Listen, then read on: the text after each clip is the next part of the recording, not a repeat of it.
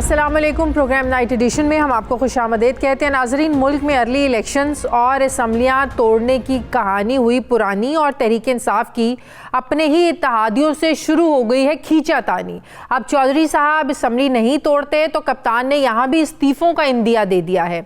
Punjab assembly में नाजरीन वज़ीर आला चौधरी परवेज़ इलाही को एतमाद का वोट लेने के लिए चैलेंज का सामना है। इससे पहले कि नंबर गेम शुरू होती, इससे पहले कि एतमाद का वोट लेने की तारीख दी जाती और इससे पहले कि मुनारिफ चेहरे सामने आते, वज़ीर आला पंजाब एतमाद का वोट लेने से ही भाग रहे हैं। जबकि कप्तान हाईकोर्ट की अगली पेशी यानी 11 जनवरी से पहले पंजाब असम्बली से एतमाद का वोट हासिल करके असम्बली को तहलील करना चाहते हैं। लेकिन चौधरी परवेज़ इलाही का ये मानना है कि पंजाब असम्बली से एतमाद का वोट हासिल करने की कोई ज़रूरत नहीं, उनकी वज़ारत आला तहरीक इंसाफ के भी अव्वलीन मफाद में है। क्या कहते हैं परवेज़ इलाही साहब, ज़रा देखिए।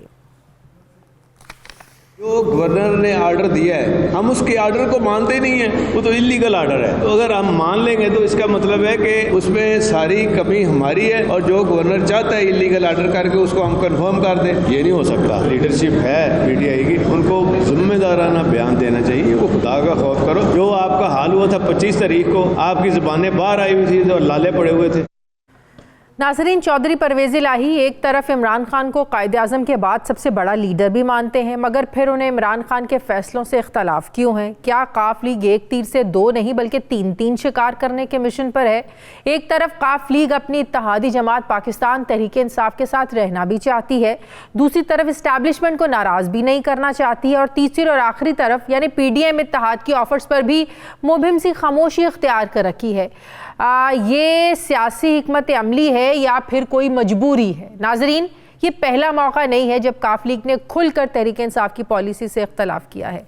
चौधरी परवेज़ इलाही पहले भी इमरान खान के जनरल बाजवा के खिलाफ दिए गए बयानात को तकलीफ दे कह चुके हैं।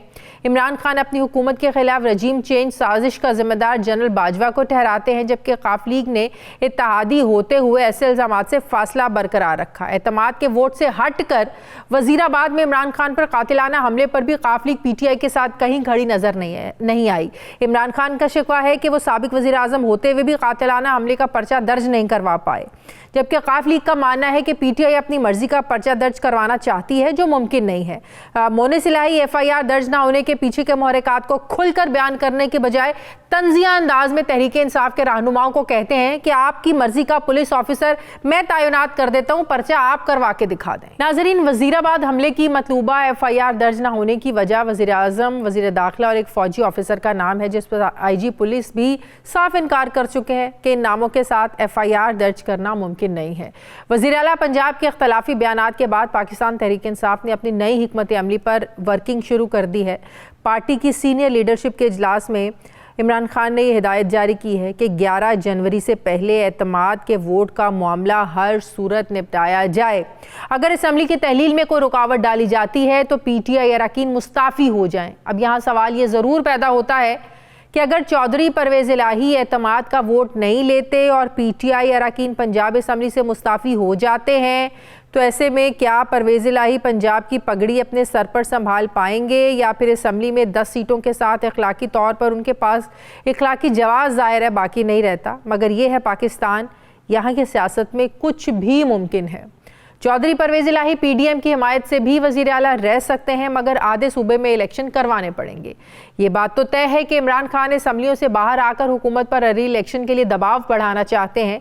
कभी PDM जमातें तो कभी इत्तेहादी उनके रास्ते में रुकावट बने हुए हैं। नाजरीन, पंजाब असम्बली में एतमाद के वोट के मामले पर नंबर गेम जो है ये बड़ी इंटरेस्टिंग है। PTI की मोमिना वहीद किसी सूरत भी परवेज़ इलाही को एतमाद का वोट देने को तैयार नहीं है।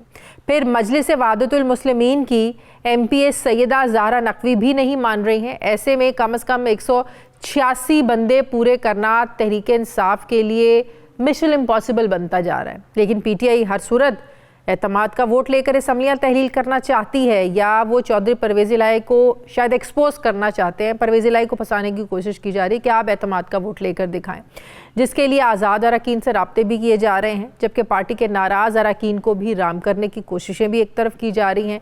अब देखना यह है कि PTI कैसे एतमाद का वोट लेने का जो मिशन है उसको पूरा करती है, और परवेज़ इलाही इसको मानते हैं या नहीं। मैं बात करूंगी तहरीक इंसाफ के रहनुमा अली जैदी साहब मुझे ज्वाइन कर रहे हैं, साबिक वफाकी वज़ीर। अस्सलाम वालेकुम, बहुत बहुत शुक्रिया अली जैदी साहब आपका। अली जैदी साहब, ये एतमाद का वोट लेने की जितनी जल्दी इमरान खान साहब को है, तहरीक इंसाफ को है, उतने ही आपके जो इत्तेहादी हैं, काफ लीग वाले हैं, वज़ीर आला पंजाब है, वो उसको डिले करते जा रहे हैं। ये इख्तलाफ क्यों बढ़ता जा रहा है एतमाद का वोट लेने के मामले पर अली जैदी साहब?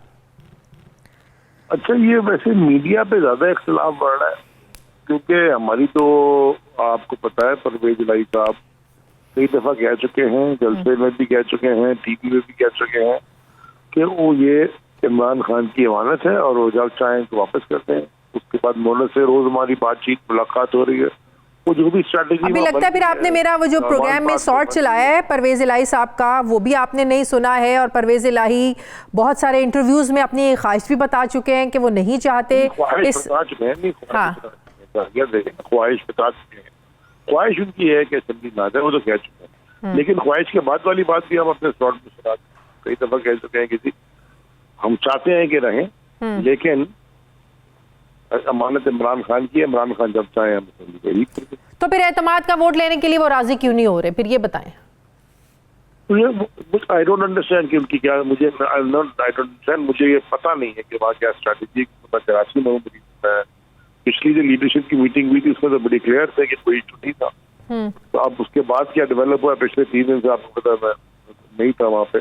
तो जाहिर है अगर इख्तलाफात वाली सिचुएशन आगे बढ़ी है तो खान साहब ये कहने पर मजबूर हुए हैं ना कि अगर एतमाद का वोट नहीं लेते तो अपने जो अरकान हैं वो उनको फिर रिजाइन हम लोग उस स्ट्रेटजी की तरफ चलेंगे। टीवी पे नहीं आया ये, मेरे ख्याल में आप शायद हमारी मीटिंग में थी, क्योंकि आपने कहा है। अब सोर्सेज के नाम तो मैं बता नहीं सकती आपको, सोर्सेज तो नहीं बता सकती। सोर्सेज की इंफॉर्मेशन पे तो या सोर्सेज की इंफॉर्मेशन पे तो मैं नहीं कमेंट करने वाला।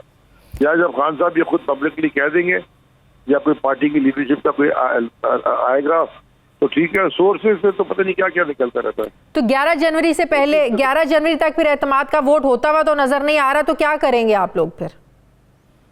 11 जनवरी में भी कितने दिन बाकी हैं? 1 हफ्ता। बस रिलैक्स करके देखें आप, लेट इट अनफोल्ड। तो दोनों तरफ से सख्त, मेरी बात सुने ना, फिर दोनों तरफ से इतना सख्त रवैया क्यों है? एजाज चौधरी साहब ट्वीट करते हैं कि काम नहीं करना तो आप अपनी जो है ना ये जिम्मेदारी छोड़ दें। परवेज इलाही साहब कहते हैं कि इतनी जल्दी असम्बलियां तहलील करने की, आप लोगों को हुकूमत में रहना चाहिए, 25 मई का हाल आप लोग भूल गए, तो जरा सोच समझ कर बयान दिया करें। अब ये बयान जो एजाज चौधरी कह रहे हैं मैं तो नहीं दे रही, अब जो परवेज इलाही साहब कह रहे हैं कि PTI वालों को चाहिए कि सोच समझ कर बयान दें और 25 मई को जो इनके साथ हुआ वो भूले ना, बड़ी जल्दी आप लोगों को असम्बलियां तहलील करने की। तो ये तो मैं नहीं कह रही ना, ये तो वो कह रहे हैं। देखें, सारी स्ट्रैटेजी आप लोग समझते हैं, आप लोग टीवी के ऊपर डिस्कस करना चाहते हैं। मैं पहले कई दफा कह चुका हूँ, बहुत सारी बातें स्ट्रैटेजी की ऐसी होती है, बल्कि बहुत सारी पॉइंट्स होते हैं कि टीवी में डिस्कस नहीं होते। तो आप लेकिन जब आपके अपने लोग टीवी चैनल्स पर आकर कहेंगे कि वो परवेज इलाही को एतमाद का वोट नहीं देंगे, तो फिर हम क्या करें? फिर हम सवाल ना पूछे तो क्या करें? बिल्कुल ठीक है, आप बिल्कुल सवाल पूछें, आपका हक बनता है, बल्कि आपको काम है सवाल पूछना और तबसरा करना, आप करें तबसरा। जवाब देना। मोमिना वहीदा के टीवी पे आकर कहती है मैं एतमाद का वोट नहीं दूंगी परवेज इलाही को, तो फिर कैसे नंबर्स पूरे करेंगे आपको? चले ये बता दें। वो जो भी PTI के हैं वो सारे के सारे जो इमरान खान साहब का जो फाइनल डिसीजन होगा सब वो फॉलो करेंगे, और वो बड़ी सोच समझ के लीडरशिप की मीटिंग जब फाइनल डिसीजन लेगी, सबके पॉइंट ऑफ व्यू देके उसके बाद ये डिसीजन लिया जाएगा। तो उसके बाद जो भी किसी की मिसअंडरस्टैंडिंग है वो क्लियर की जाएंगी और सब वोट देंगे, अगर एतमाद के वोट पे बात आ गई अगर आ गई तो। बहुत बहुत शुक्रिया अली जैदी साहब मेरे साथ थे। मुझे ब्रेक लेनी है नाज़रीन, वापस आते हैं फिर के बाद।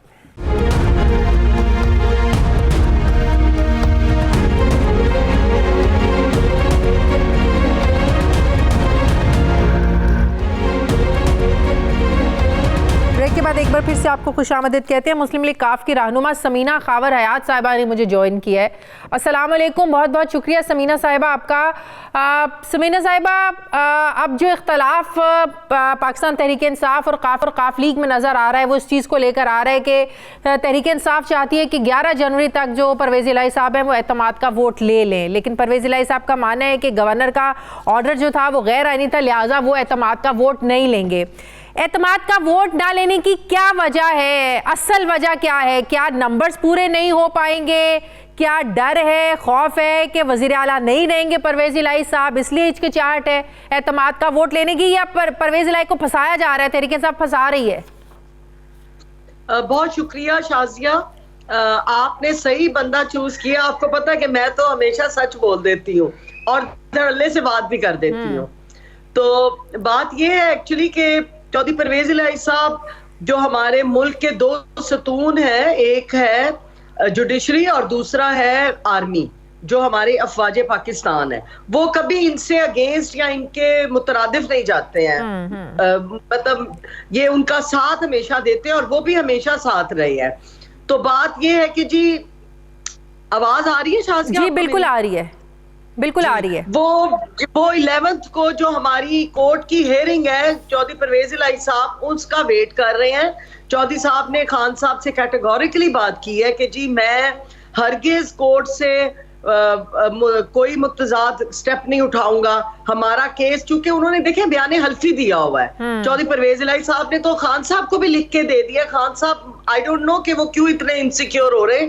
खान साहब नहीं हो रहे शाज़िया, उनके जो इर्द गिर्द एक टोला है ना, वो शायद खान साहब को इस तरह करने पे मजबूर करे, वरना चौधरी साहब ने तो कैटेगोरिकली लिख के भी दे दिया उनको। और उन्होंने कहा कि चूंकि कोर्ट में केस है हमारा, 11 तारीख को जो कोर्ट का फैसला आएगा उसके बाद फिर जो आपने कहना है उन्होंने लिख कर दे दिया तहलील करने का। हमें कोई उन्होंने तो कहा था कि 11 तक मैं असम्बलियां डिसॉल्व नहीं करूंगा और 11 तक जाहिर है फिर इन्हें एतमाद का वोट लेने के लिए भी कहा नहीं जाएगा। तो अब अदालत का फैसला जो होगा, अगर तो एतमाद का वोट लेने के लिए कह देंगे तो ले लेंगे, नहीं कहेंगे तो नहीं लेंगे, इस चीज़ पर सारा डिपेंड कर रहे हैं। लेकिन इमरान खान साहब तो चाहते हैं कि अगर वो एतमाद के वोट नहीं लेंगे तो वो तो उनकी पार्टी रिजाइन कर देगी, तो फिर आप लोगों की क्या वो स्ट्रैटेजी रह जाएगी? फिर तो नहीं रहेंगे वजीर आला परवेज इलाही साहब। वही बात आ गई शाज़िया कि खान साहब को बहुत सोच समझ के स्टेप उठाना है। चौधरी परवेज इलाही साहब मनो अन से उनका साथ दे रहे हैं। मोनस इलाही साहब ने कह दिया टिका के हमने खान साहब के साथ पीछे उनके खड़े होना है। हमारी पार्टी को कोई इनसिक्योरिटी नहीं है, सिर्फ थोड़े से ऐसे इन लोगों के मामलात है कि ये नई पार्टी आई हुई है तहरीक इंसाफ, इनको 3-4 साल हुए थे प्राइम मिनिस्टर बने हुए। चौधरी साहब पुराने मंझे हुए सियासी घराने से ताल्लुक है, सियासी खुद जीरक एक पर्सनालिटी है। वो इनको साथ साथ समझा रहे हैं कि जो आप एक्शन लेंगे उसका रिएक्शन आएगा, क्योंकि पुराने सियासतदान है, उन्हें पता है कि जहां हम कोई स्टेप उठाएंगे तो उसका रिएक्शन फौरन। ये बात तो दुरुस्त है ना कि परवेज इलाही साहब एतमाद का वोट लेने के लिए राजी नहीं है, असम्बलियां तहलील करना नहीं चाहते हैं। हाँ, अगर कुछ करना चाहते हैं या टीवी कराकर बोलते हैं टीवी पर, तो वो उनकी मजबूरी है, वो करना नहीं चाहते हैं। एक्चुअली शाज़िया देखिए, 90% जो पीटीआई के लोग हैं वो चौधरी साहब को मिलते हैं और कहते हैं कि जनाब हम अभी तहलील नहीं कराना चाहते। अच्छा। चौधरी साहब ने कर भी इनको दे दिया कि मैं तहलील करने को तैयार हूं, आप अपने लोगों को कॉन्फिडेंस में लीजिए। अच्छा। आपने जो एलाय पार्टनर होने के नाते चौधरी साहब को जो जिम्मेदारी दी है वो उन्होंने बखूबी निभा दी है, लिख कर भी दे दिया। लेकिन चूंकि कोर्ट में फैसला होना है, कोई सोच समझ के स्टेप इस वक्त उठाना है, कोई हमने ऐसे स्टेप नहीं उठाने के बाद में हमें। इसका मतलब ये हुआ कि विफाक में तहरीक इंसाफ के लोग जो हैं वो वहाँ राजा परवेज अशरफ को जाके कहते हैं हमारे इस्तीफे कबूल ना करें, और इधर आकर परवेज इलाही साहब को कह रहे हैं कि हम नहीं चाहते कि असम्बलियां तहलील हो। आपकी आवाज ब्रेक हो रही थी शाज़िया, क्या कह रही हैं? मैंने कहा इसका मतलब ये बात दुरुस्त है, इसका मतलब ये बात दुरुस्त है कि विफाक में राजा परवेज अशरफ को जाकर पीटीआई के लोग कहते हैं कि हम रिजाइन नहीं करना चाहते, हमारे रिजाइन एक्सेप्ट ना करें, और इधर परवेज इलाही को आकर कहते हैं कि हम नहीं चाहते कि असम्बलियां डिसॉल्व हो। देखिए शाज़िया, रिजाइन करने का एक तरीका होता है। अगर इन्होंने रिजाइन करना है तो ये हाथ से लिखकर और जाके स्पीकर असेंबली का, वहां पे एक तरीका कार है, मूवी बनती है बकायदा, वहां पर रिकॉर्ड रखा जाता है अरकाने असेंबली का।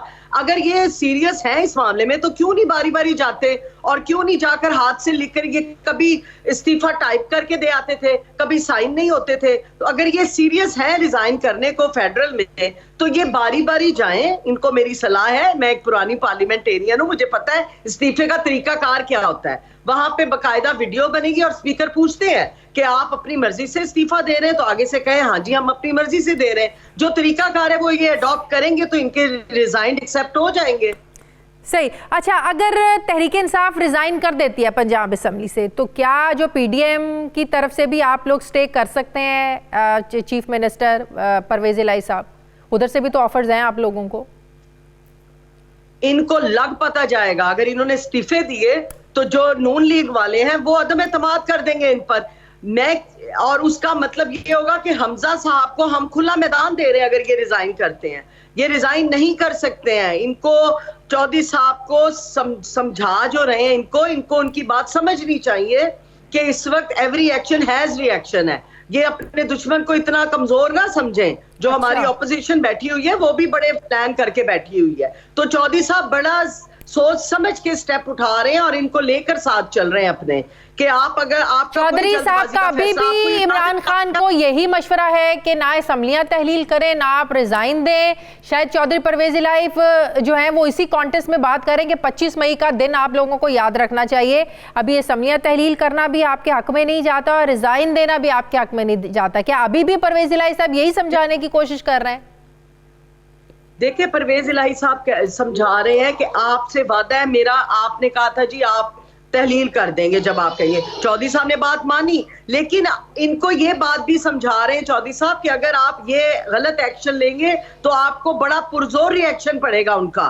तो आप वो साथ साथ इनको एलाय पार्टनर होने के समझा रहे हैं कि हर एवरी एक्शन हैज रिएक्शन। अगर इनके कुछ लोगों को समझ नहीं आ रही तो ये खान साहब को चाहिए कि चौधरी साहब पे अंधा एतमाद करें। बिल्कुल ऐसे बयानात ना दें कि जी हम तहलील कर देंगे। या चौधरी साहब की आप बात समझ रहे हैं, वो बेरोजगारी, गुर्बत, महंगाई, education, cardiology, health reform programme हर एक पे काम कर रहे हैं। वो बिल्कुल ऐसी कोई बयानबाजी नहीं कर रहे। वो बस ये कह रहे हैं कि हमें अपने मुल्क के दो सतूनों को भूलना नहीं चाहिए, एक अफवाज पाकिस्तान और दूसरा हमारी जुडिशरी। इसके ऊपर हमें बहुत सोच समझ के बात करनी चाहिए। अगर दूसरी जमात नहीं समझ रही है तो चौधरी साहब बहैसियत अलाए उनको हमेशा से समझाते आ रहे हैं कि बहुत तरीके से अलायंस पार्टनर्स को लेके चलना है हमने साथ। तो इमरान खान के जो आसपास के लोग हैं वो मजबूर कर रहे हैं। आप तो ये कह रही है ना कि 90% लोग तो चाहते नहीं है कि असम्बलियां तहलील करना, रिजाइन देना। इसका मतलब ये इमरान खान की अपनी स्ट्रैटेजी है। इमरान खान, अब तो वो वक्त है कि इमरान खान ने कोई फैसला करना है, वो अपने जो है ना वो दाएं और बाएं लोगों से भी पूछना पसंद नहीं करते हैं, बताना पसंद नहीं करते हैं। तो ये इमरान खान की अपनी स्ट्रैटेजी है, अपनी हिकमत अमली है, उनकी अपनी ख्वाहिश है। देखिए, ये भी पर्सनल सा है, मे भी उनकी अपनी जाती हो, क्योंकि उनके पास जो 2, 4, 5, 6 लोग हैं, उनके बेस्ट बडीज जो हैं, वो बहुत थोड़े लोग हैं। हाँ। और बाकी खान साहब की अपनी स्ट्रेटजी बनती है। खान साहब खुद स्टेप लेते हैं तो उन्हें सोच समझ के देखिए। पहले भी इन्होंने एक स्टेप लिया था, आपको मैं याद कराऊं, बुजदार को इन्होंने लगा दिया। अच्छा भला इनके पास एक्सपीरियंस्ड परवेज इलाही साहब मौजूद थे। हाँ। इन्होंने बुजदार साहब को लगा के 3.5 साल पंजाब का जो बेड़ा गर्क किया है बुजदार साहब के दौर में। और अब देख लीजिए, जो 3.5 साल में काम नहीं हुए थे वो 3-4 महीनों में चौधरी साहब ने वो करके दिखाए हैं। तो ये एक्सपीरियंस्ड लोगों के साथ रहेंगे तो कामयाबी से चलेंगे। और परवेज इलाही साहब से बढ़ के एक्सपीरियंस्ड सीएम कोई नहीं आए। बहुत बहुत शुक्रिया। मुस्लिम लीग काफ की रहनुमा समीना खावर हयात साहब मेरे साथ ही। मुझे ब्रेक लेने वापस आते हैं वक्फे के बाद।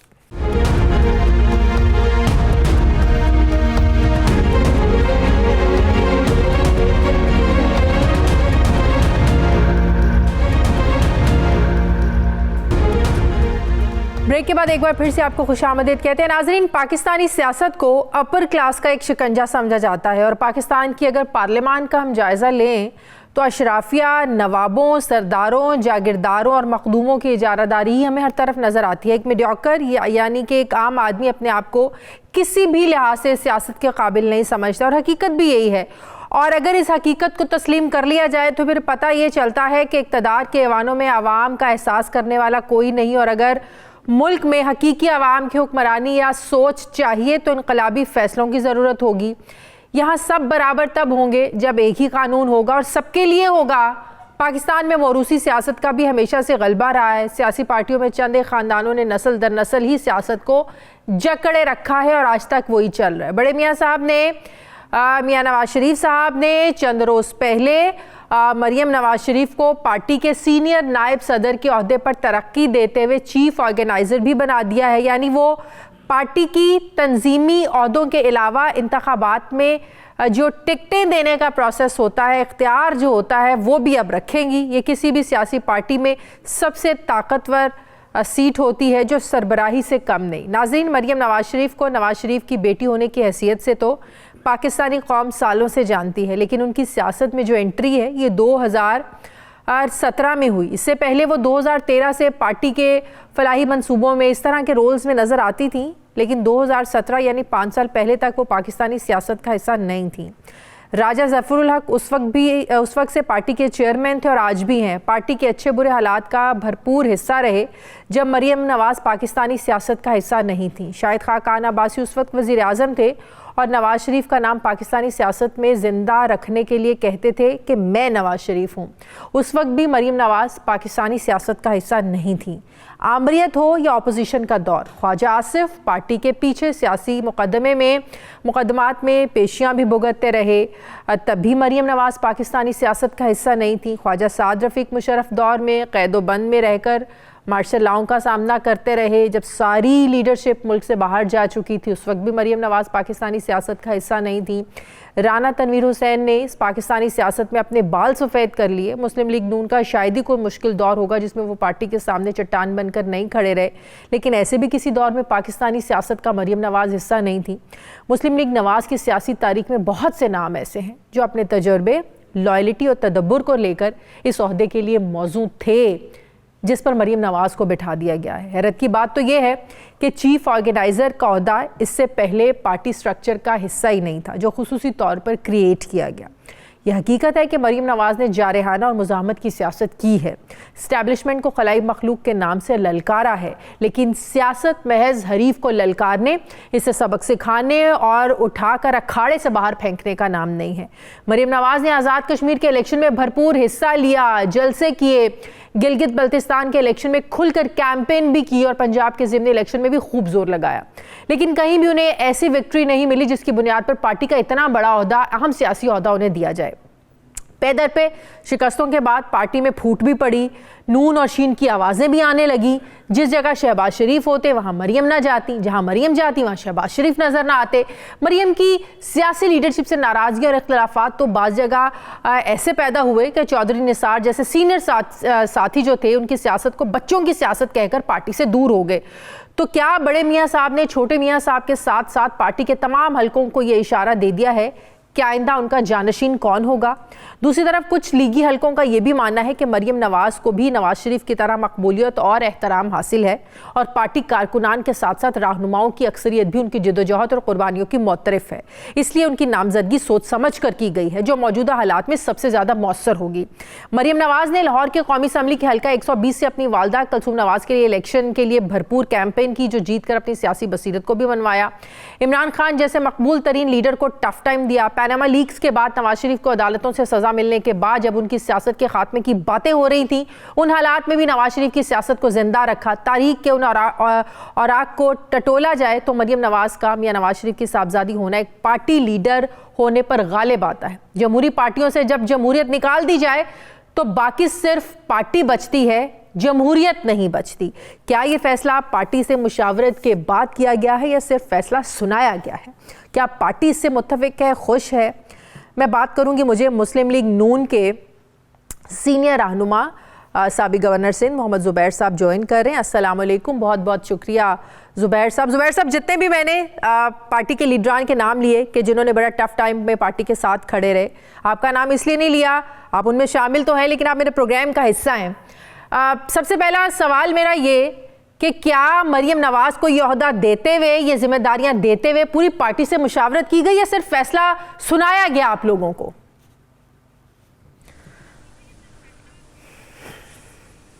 एक तो पूरी पार्टी, पता नहीं आपका मतलब क्या है कि पूरी पार्टी से मशवरा? पूरी पार्टी तो सबसे बड़ी पार्टी है, लाखों करोड़ों उसके चाहने वाले हैं, सपोर्टर्स हैं, लीडरशिप है। पहले तो आपने काफ़ी डिटेल में एनालिसिस की कि क्यों ये फ़ैसला सही नहीं है। देखिए, जमहूरियत की जब हम बात करते हैं तो उसमें सबसे नंबर 1 चीज़ जो होती है वो नंबर 1 चीज़ होती है कि उनके अवाम में कितनी सपोर्ट है। क्या उनके मुकाबले में और कोई लीडर ऐसा है जिसको इतनी ज़्यादा मैसिव सपोर्ट हो। एक तो ये है। दूसरा, पाकिस्तान में एक जो कि मरीम नवाज़ को है, नवाज शरीफ के बाद सबसे ज़्यादा पैशन क्रिएट करना, सबसे ज़्यादा लॉयल्टी क्रिएट करना, सबसे ज़्यादा एक्सेप्टेबिलिटी आम आवाम में कराची से लेके पेशावर तक अगर किसी में है तो वो मरीम नवाज़ की है। दूसरी चीज़ जो पाकिस्तान में बहुत ज़रूरी चीज़ है, जो आपने जिक्र भी किया जद्दोजहद का, जाहिर सी बात है वो मुशर्रफ के मार्शल लॉ में तो सियासत में थी भी नहीं और उस वक्त तो छोटी थी, लेकिन जब वक्त ज़रूरत था, और ये मार्शल लॉ से भी वर्स पीरियड था, मुशर्रफ के मार्शल लॉ से तो वर्स पीरियड था 2017 के बाद से लेके, और वो खुद 2 दफ़ा जेल में गई हैं। मतलब ना उन्होंने कभी पब्लिक ऑफिस होल्ड किया था ना कुछ, तो उन्होंने, और 2019 में जब लोग डर के और सहमे हुए बैठे थे उस हाइब्रिड रजीम से जिसके सरबराह इमरान खान थे, और जिसमें जाहिर है उनको सपोर्ट थी उस हाइब्रिड लीडरशिप की, जनरल बाजवा और वो जो दूसरे लोग थे, तो उसमें एक लड़की का, एक ख़ास तौर पर एक लड़की का, नहत्ती लड़की का ललकारना, पॉलिटिक्स ऑफ डिफायंस और रेजिस्टेंस करना कोई छोटी चीज़ नहीं थी। और उस वक़्त आपने देखा होगा कि जब वो निकली हैं 2019 में सरगोदा, पाकपतन और फैसलाबाद और दूसरी जगह, तो उनको दोबारा अरेस्ट कर लिया गया, सेकंड टाइम अरेस्ट कर लिया गया, और ऐसे बेहुदा किस्म के केसेस बनाए गए कि जिसकी कोई मंतक ही नहीं थी। तो शी रैंक्स उस हवाले से। दूसरी जो ज़रूरत थी इस वक्त जो अपॉइंटमेंट की जो आप बात कर रही थी, वो एक ऐसे शख्स की ज़रूरत थी जो कि हुकूमत साजी में इन्वॉल्व ना हो, क्योंकि अगर आप ज़्यादातर लीडरशिप को देखें, राना सनाउल्लाह को, एहसन इकबाल को, राना तनवीर को, शहबाज शरीफ साहब, वो सब हुकूमत का हिस्सा है। और हमने जाना जो हमारा ऑब्जेक्टिव है, और तमाम पॉलिटिकल पार्टीज का इस वक्त तो इंटरिम पीरियड चल रहा है, वो है 2023 का इलेक्शन, कि इलेक्शन में कौन लीड करेगा। तंजीम साजी एक बड़ा इंपॉर्टेंट मैटर होता है। इलेक्शन में टिकट देने का जो फैसला होता है, टिकट्स देने का फैसला बड़ा इंपॉर्टेंट होता है, तंजीम साजी बड़ी इंपॉर्टेंट होती है, और ये एक सियासी बसीरत और सियासी तजुर्बे के बाद ही आपको पता चलता है कि आपने अगर पूरे मुल्क में इंतखाबात लड़ने हैं तो गलत कह रही हैं, बाय द वे। गलत क्या?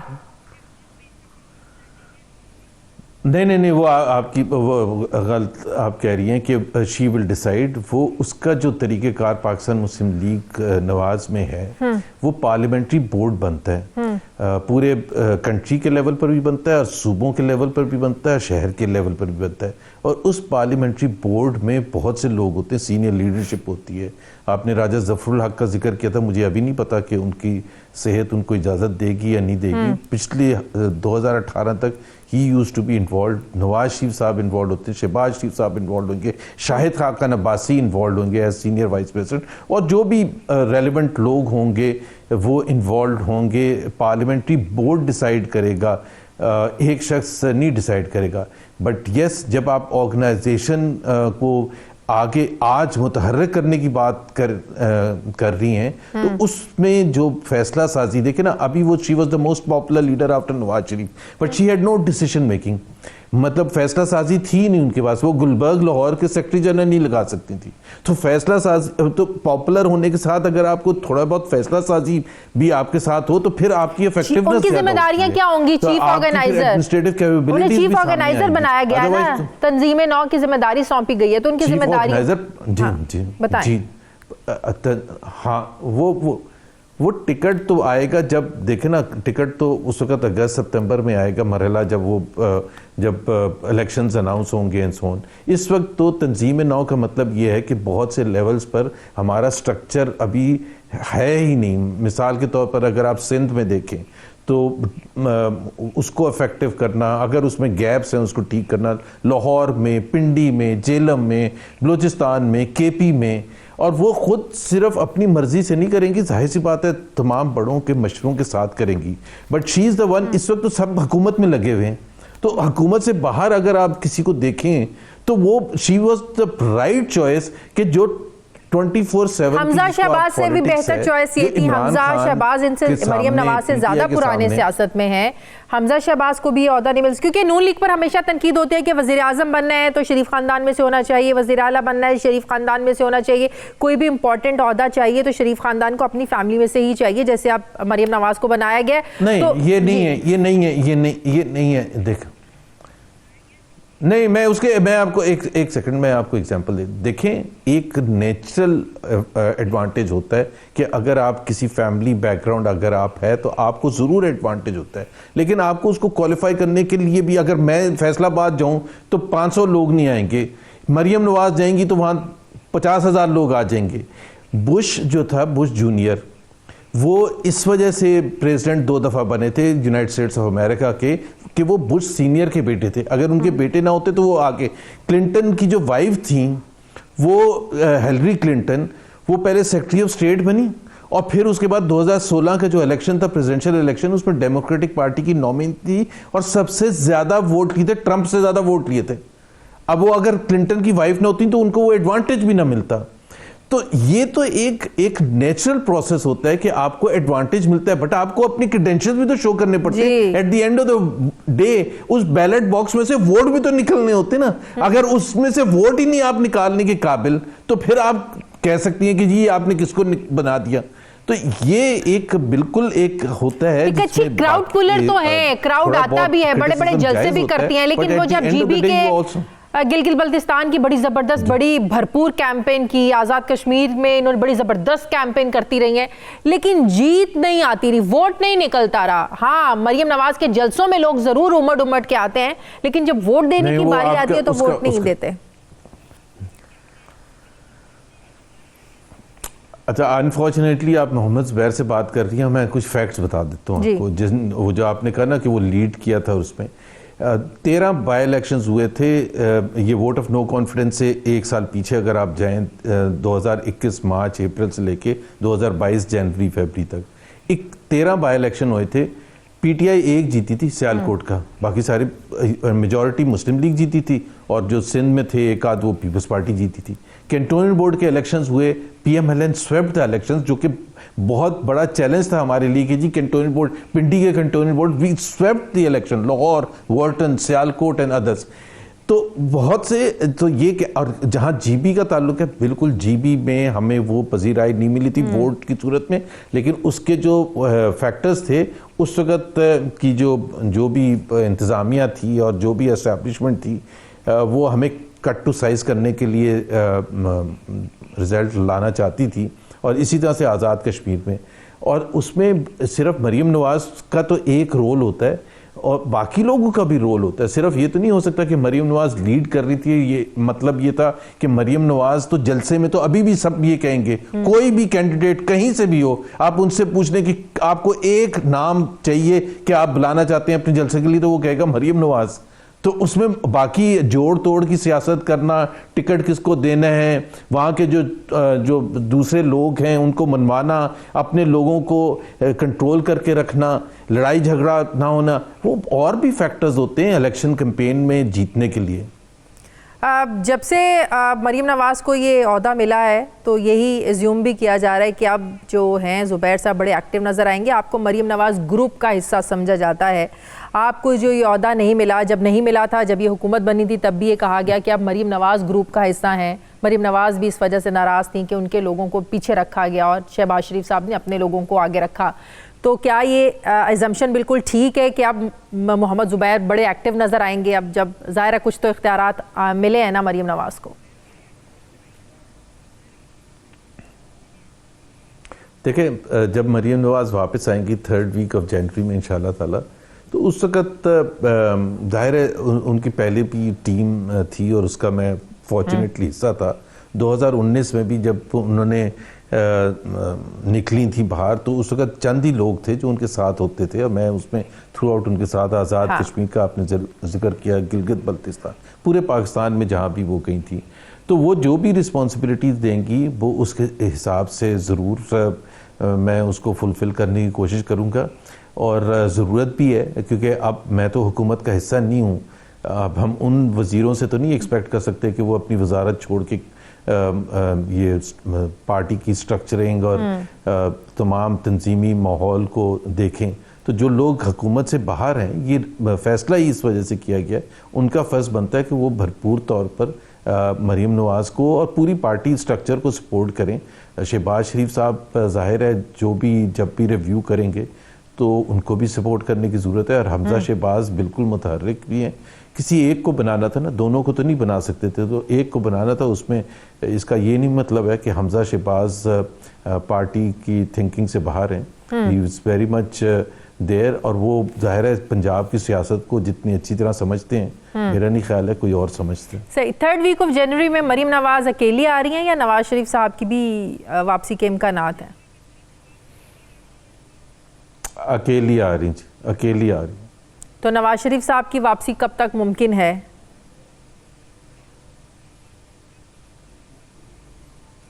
देखिए ना, 2 बड़े लीडर हैं, मरीम नवाज है, वो आएंगी, इम्पैक्ट क्रिएट होगा, एक हवा का रुख थोड़ा सा बदलेगा इमरान खान की से हट के, और फिर उसका मैक्सिमम इम्पैक्ट करने के लिए जब मौजू वक्त होगा तो मियां नवाज शरीफ आएंगे ताकि कैपिटलाइज कर सकें मैक्सिमम, और लोगों के लिए ये तो पार्टी, हर पॉलिटिकल पार्टी का ये ज़ाहिर है अपना चॉइस होती है कि what is the best time, what is the most effective time जब इम्पैक्ट मैक्सिमम हो। तो मियां नवाज शरीफ ज़ाहिर है पार्टी की लीडरशिप के मशवरे से, या ये श्योरिटी लाजमी है कि पहले नवाज शरीफ साहब के जो मुकदमात हैं उनका कोई हल निकले, मुकदमात ख़त्म हो, शायद इसीलिए हिचकिचाहट है वापस आने से, क्या ये भी बात दुरुस्त है? ये जाहिर सी बात है, ज़ाहिर है गलत मुकदमे बने थे, 5-6 साल अननेसेसरीली सफ़र किया, जिसकी कोई हैसियत नहीं थी, जिसकी कोई मंतक नहीं बनती थी, उससे ज़्यादा सफ़र कर लिया फॉर नो राइम और रीज़न। अभी सारी बातें खुल के सामने आ रही हैं कि कैसे कौन कौन जजेस पर दबाव डाल रहा था। खुद भी बता रहे हैं कि इमरान खान के लिए उनको सादिक अमीन करार देने के लिए क्या जतन किए गए थे, और इसी तरह से उनको सादिक अमीन करना था और उनके हरीफ मियां नवाज शरीफ को अंदर बंद करना था। जिसके साथ अवाम होते हैं उसको कोई भी नहीं रोक सकता।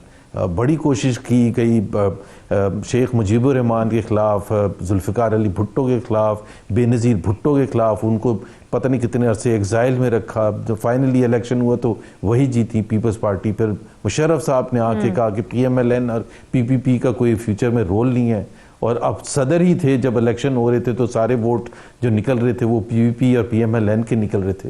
तो जिसके साथ अवाम होती है उसको रोकना, ज़बरदस्ती ये बैठ के अब तजर्बे करना, एक्सपेरिमेंट्स करना, पाकिस्तान को लेबॉर्ट्री ट्रीट करना, I think that time has gone now. ठीक है, बहुत बहुत शुक्रिया। मुस्लिम लीग नून के सीनियर रहनुमा साबिक गवर्नर से मोहम्मद ज़ुबैर साहब मेरे साथ थे, बहुत शुक्रिया आपका। नाज़रीन, हमारे प्रोग्राम का वक्त खत्म हो गया, फीडबैक ज़रूर दें, अपना ख्याल रखें, मुझे इजाज़त दें, अल्लाह हाफ़िज़।